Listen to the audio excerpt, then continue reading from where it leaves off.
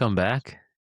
Our last video surveyed the landscape of simulation-based estimation, and we covered the basics of simulated maximum likelihood, method of simulated moments, and method of simulated scores. And we saw that the general unifying reason for why we would want to use a simulation-based estimator is because we have some high-dimensional integral in our model that makes it too complicated to estimate by straight GMM or maximum likelihood. Today, we'll go through simulated method of moments in a bit more detail and walk through a concrete example. And in the video after this, we'll actually go through the code for implementing this in Julia. The nice thing about SMM is that it's highly versatile. It can be used for dynamic discrete choice models. It can be used for static models with high degrees of preference heterogeneity, and anything else that we can write down a model of and take to data. And the key downside to SMM is that it's going to be much more computationally demanding than basic GMM or maximum likelihood. So just a quick review, we covered some of this in the previous video, but SMM is a simulated version of GMM, and instead of using moments from the model directly, we're going to use moments of data that's been simulated from the model. And I'll walk through momentarily what we mean by that and how those two might be different. And basically our objective is the same as with GMM. We want to make the data match the model, but in this case, we're comparing actual data with simulated data. And if you want a little more details, there's a seminal paper by none other than Daniel McFadden.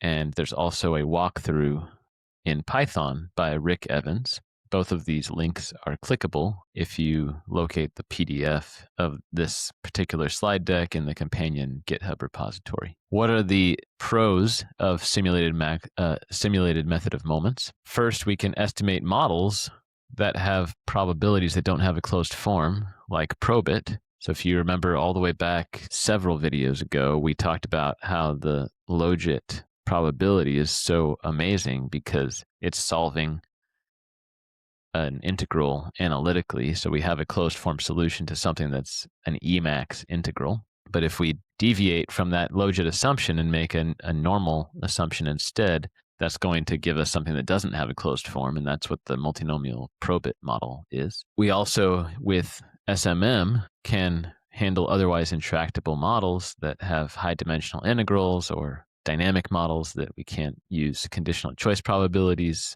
to simplify, and so forth. We can also estimate models that are based in micro, but we only have data on macro of. So if we don't have data on individual student test scores, but we have aggregate data on how well the class test score did, we can write down a model and estimate that using simulated method of moments. The other nice thing about simulated method of moments is that our code to simulate the counterfactuals is already done because we have to simulate the model in the estimations stage. This is kind of the opposite of conditional choice probabilities that we talked about in a prior video, where we had a completely different technique to estimate the model than to simulate the model. In this case, we're doing both at the estimation and the policy analysis stage. It's also very straightforward to see how the model is identified with simulated method of moments because we have to put forth the moments that are going to give us the identification of the parameters that we're interested in. And finally, it's easier to compare with reduced form evidence. So what do I mean by that?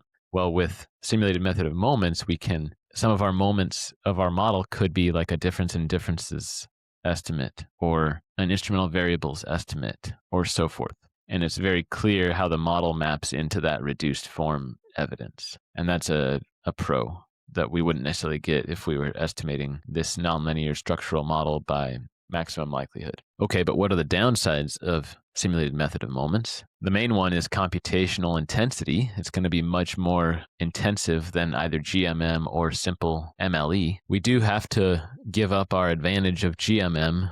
So one of the advantages of GMM that I talked about earlier was that we don't have to specify an error distribution. But now that we're doing simulated method of moments, we do have to specify that error distribution because we have to have something to simulate from. SMM is not going to be as efficient as MLE, and so that's going to give us larger standard errors of our parameter estimates. And the selection of which moments to match might feel a little bit ad hoc. There are ways of sort of cheating if we want to put certain moments in, make sure that those are the ones that are matched. That can lead to bad science in that respect if it's something that's going to undermine the veracity of our results. Let's walk through how to do simulated method of moments from start to finish with a simple linear regression model. And in the video after this, we'll walk through how to do these exact steps in Julia. So we start with our simple regression model. We have y equals x beta plus epsilon. And here we are going to have to specify that epsilon is normally distributed with mean 0 and variance sigma squared. Y and x are data. We'll have those given to us by whatever data source is provided.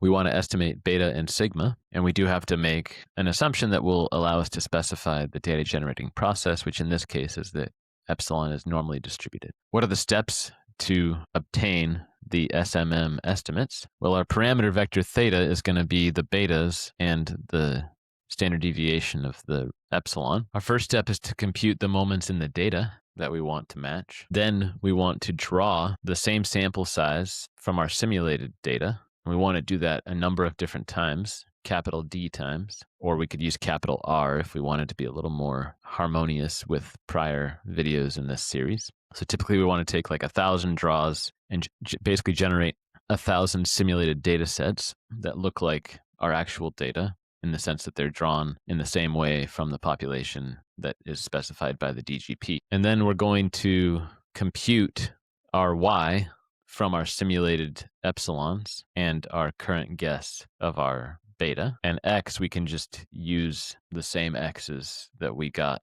from our data vendor. And I'm calling this Y tilde to just emphasize that this is a simulated Y. And then we compute the same model moments using Y tilde as we did in the data. And then we're going to average all of these model moments across all of the capital D draws that we took. Then we're going to update the objective function and then try a new guess of our parameter vector. So what moments do we want to match? Well, we're just going to use the same moments that we did for GMM. So we want to match all of our data, our Ys, with all of our Y tildes. And then to pin down the variance of the residuals, we want to just also compute the sample variance of our Y variable. So how does this work from an optimization standpoint? Well, we can use any optimizer that we want for this simulated method of moments objective function, but just keep in mind that we're away from a realm of global concavity of our objective function. And so we might have areas where the objective function is poorly behaved, and this could cause complications for estimation. How do we ensure that we have the global maximum or the global minimum in this case? Well, we can use a gradient-based algorithm like LBFGS from a bunch of different starting values and see which one gave the lowest minimum. Or we can use something called simulated annealing or particle swarm. These are optimizers that are meant to randomly restart to try and make sure that they've covered the parameter space completely to ensure that the global optimum is found. We won't be getting into those too much in this course, but it's just something to kind of mention while we're talking about poorly behaved objective functions. But for something like OLS, it should be well behaved. And then the last thing to kind of keep in mind is that when you're doing the optimization, you should always reset the seed within the objective function so that you're grabbing exactly the same epsilons across iterations of the parameter guess. And the reason for this is that you don't want the parameter guess to be undermined. So the algorithm for updating the parameter guess